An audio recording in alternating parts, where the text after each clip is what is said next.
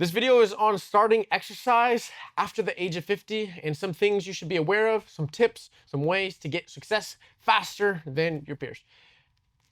If you're not 50, send this to somebody who is 50, because if they start exercising and let's say you care about them, then they're going to be around longer. They're going to be more fun to be around because they're going to be able to move more, and you're going to have to do less to take care of them. So if you got this sent to you by someone who's younger, then that person cares about you.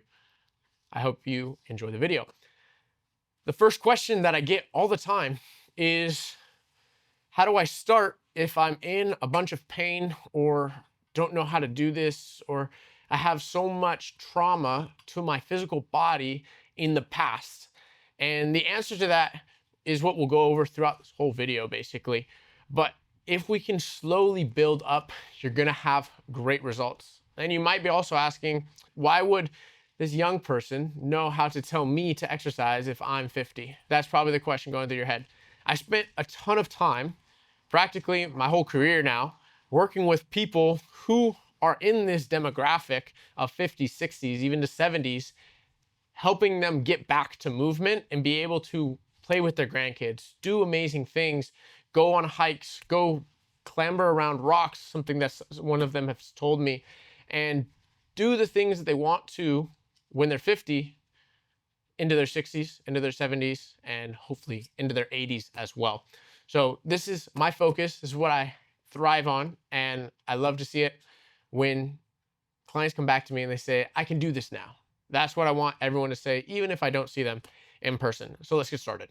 So the first step about getting past the trauma is building into your strengths. So once you hit 50, and it's really starting before that, your type 2 muscle fibers start deteriorating, which is your speed ones, the ones that go fast. So when you're not sprinting for an extended period of time, that actually decreases even faster, which for most people, they haven't been sprinting, which is just fine.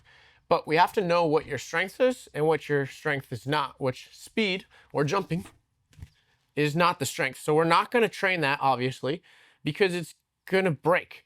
So we want to build up to that so you have a little bit of access to it, but we have to start where your strength is.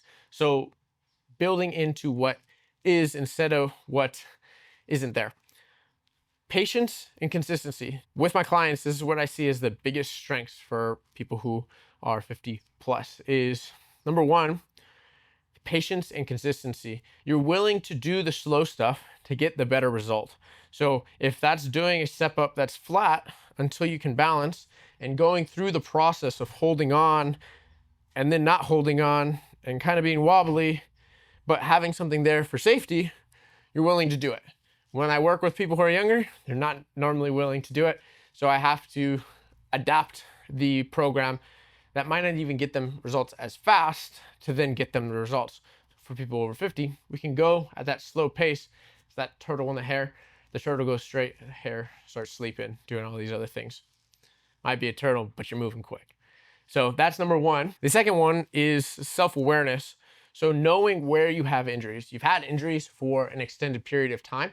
So when clients come to me in the gym and they're like, this hurts, and this hurts, and it hurts when I do this. That doesn't always happen for people who haven't been in pain as long. They're like, every once in a while I get knee pain. So when I have clients that know exactly what the problem is, it's so much faster to actually address the problem and address around it so we can get the results. So it's a huge strength to know and have awareness of where your body is injured and where your body is strong. And the last main strength that I see is knowing where you are strong instead of just knowing where you are weak. So if your arms are strong, you're able to rely on them a little bit more. So when I have clients who need help getting into a squat, they're going down, but they rely on their one side. They know that they rely on their one side. It's not that we should stop training that.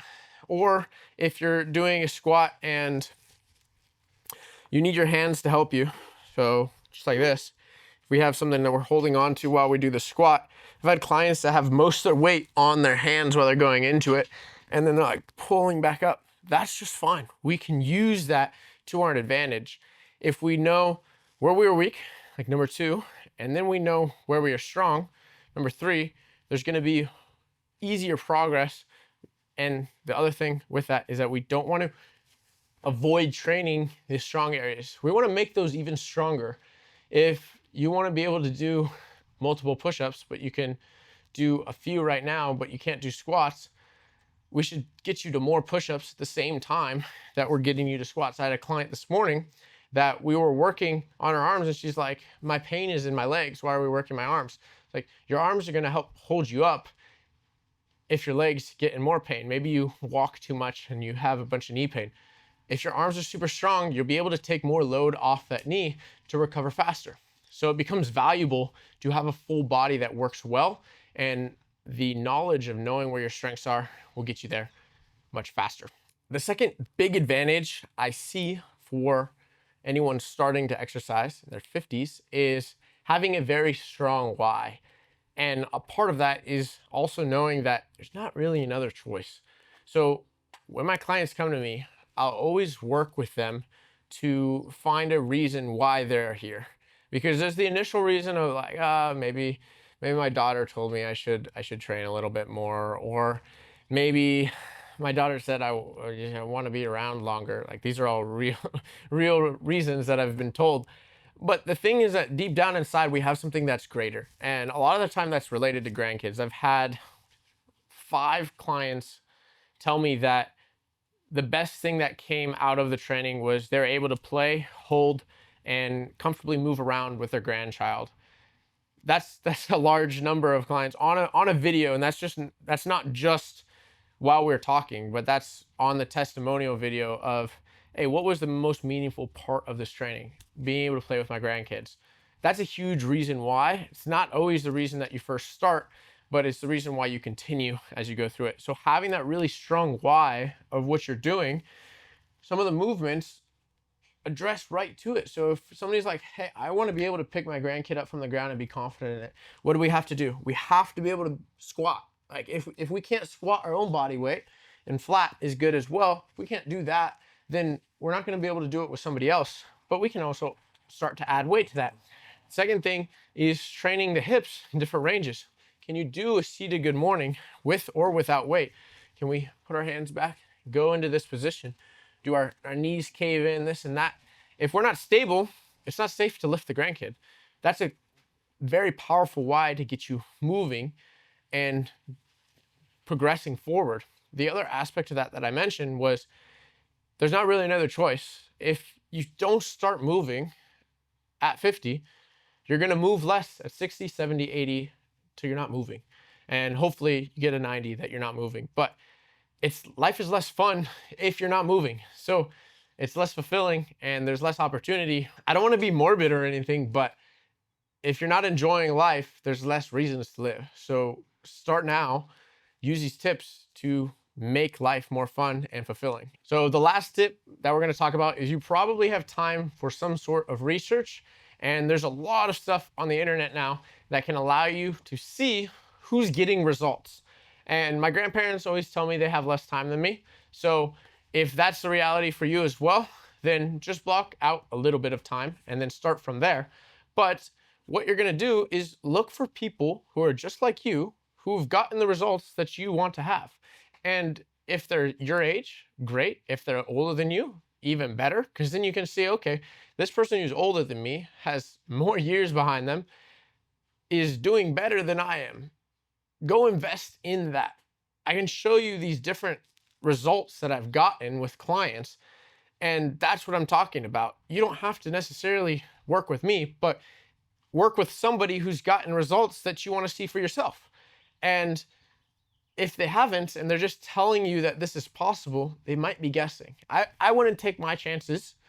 If that's my only choice, then maybe I might take the chances. But because it's not your only choice, and you can go do some research, find some people who are working with people just like you, do it. It's worth it. 100% worth it.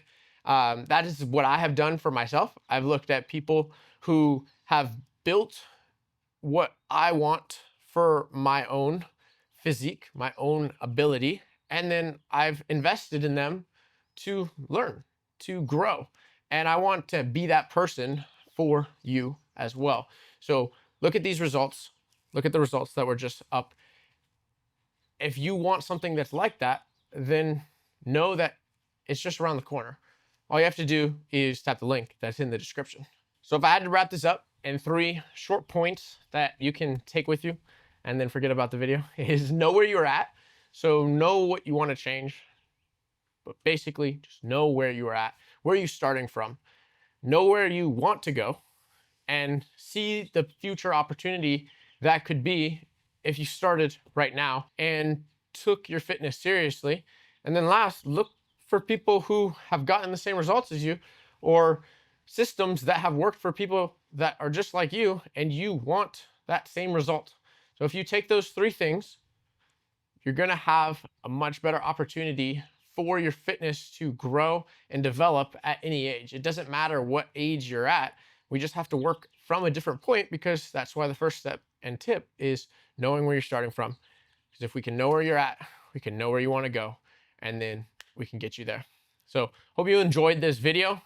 Super short, to the point, and see you in the next video.